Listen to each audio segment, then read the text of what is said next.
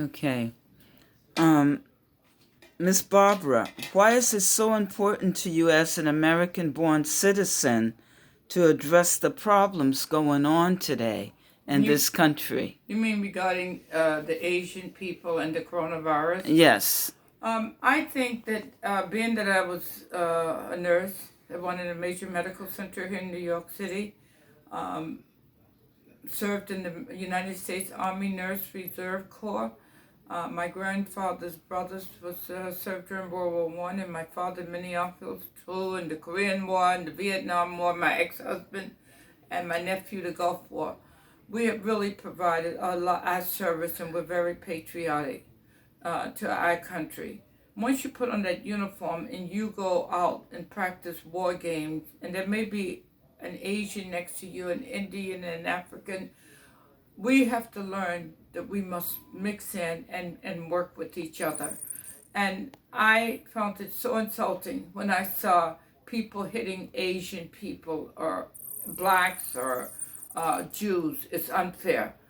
I have felt that I must do something or say something.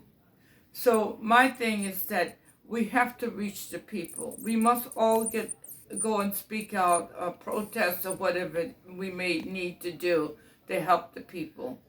And if you hit an Asian person, your loved one goes to the emergency room, and from my experience, there may be an Asian doctor to save your mother's life or your sister or your baby's life. So we have to think before we do that. It may be a Jew and maybe a black that saved your life. You hit someone, you go to court. It may be a Jewish lawyer that gets you out of trouble. Or it may be an Asian, it may be an Indian, it may be a black person. We have got to think.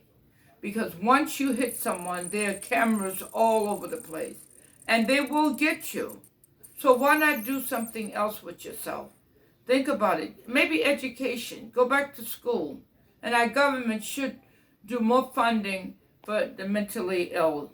We need to support them. We need to educate them. And we must make them aware of what a virus or bacteria is. And I'm going to give you a brief history of viruses and bacteria that only a layperson needs to know. We had the polio virus. People were becoming paralyzed.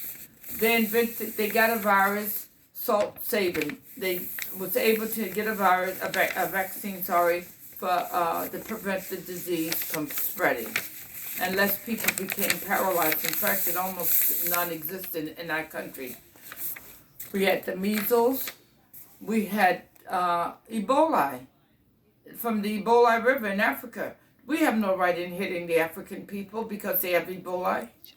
We have to always remember, a virus and bacteria was here before we got here.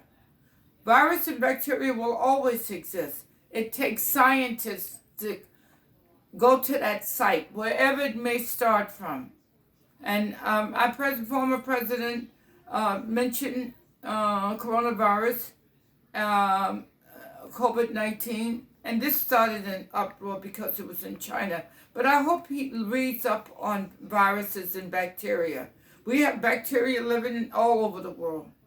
As a nurse, we had tuberculosis. I had to wear masks and gown at one point and gloves. And then we had hepatitis. I got stuck with a needle and I developed hepatitis. I don't hate anyone because I got it. I'm still here. That happened 25, 30 years ago. We had let's see, there was hepatitis that I know. I'm only giving you all the brief things that happened to people. We have And what about the AIDS virus? Did you have lots of AIDS patients? Yes, it's true. And that was in the early 1980s. We didn't know why these young people were coming in with a fever of unknown origin. It took science a couple of years, and they realized it was the AIDS virus. We do not have a vaccine for it, but we do have an antiviral drug. So people are not dying like they used to. And thank God for that, because that was very sad to watch someone die because we don't know why.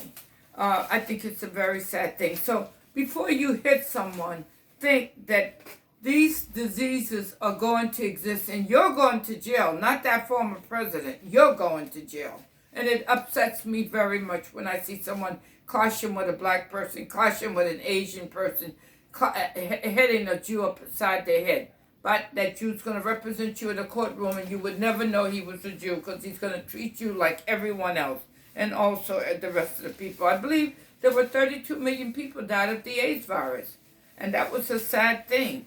Like I said, tuberculosis, Ebola, that was another problem. But we got to the top of it. Remember, dogs with rabies. Now they have a vaccine, because otherwise we would all be walking around with rabies. So we have to wait for the scientists. And they are on top of things 24 hours a day all over the world. Do you think the medical profession has done enough or decent enough job in reference to the coronavirus? I think they did the best they could. They were unaware of what was happening. When you see people dying, like I said, with the AIDS virus, young people dying so fast, we didn't know what was going on. And it's very sad to watch people die of a bacteria, a virus, because it can spread so rapidly. And thank God for the medical profession, what they have done. I think they did the best they could, because when you're unaware of what's going on and you don't know, and you walk into a patient's room, you don't know that you may have the disease until you see so many deaths or so many people with medical condition that contribute to the disease. So I think they probably did the best they could. The only thing I say, talk to the lay people. We did have our governor and our mayor spoke out every day.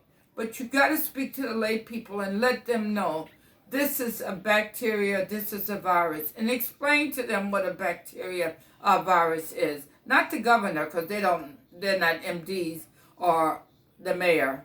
But we have to get the medical people coming out and explaining to the people the reason why there may be an epidemic of this disease, a pandemic, because, and explain to them why. And always remember, hand washing is number one. You can stop the spread of things when you wash your hands. I think that, but like I said, I think they did the best they could. Mm-hmm.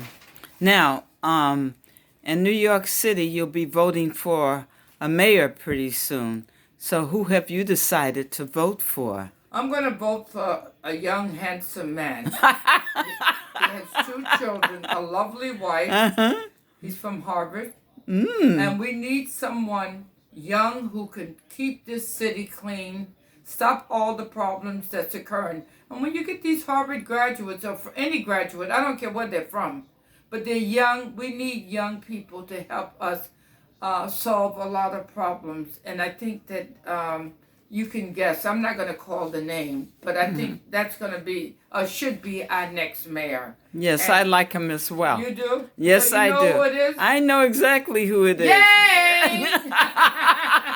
Andrew Yang, thank you. Thank you, Next Andrew. Next mayor, I'm gonna New York City. And also, even I just got someone knocked on my door, and they gave me a little handout over here, and I think this person, I don't know them, but I'm gonna vote for them. They look young and they're different. We need to mix up everyone. I think if we have people from different race, different background, different religious belief, we're gonna blossom.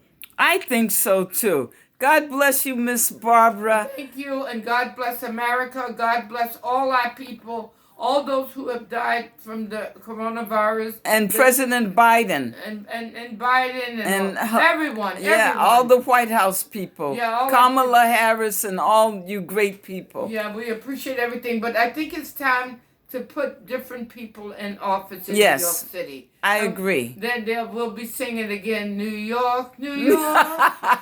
It's a wonderful town.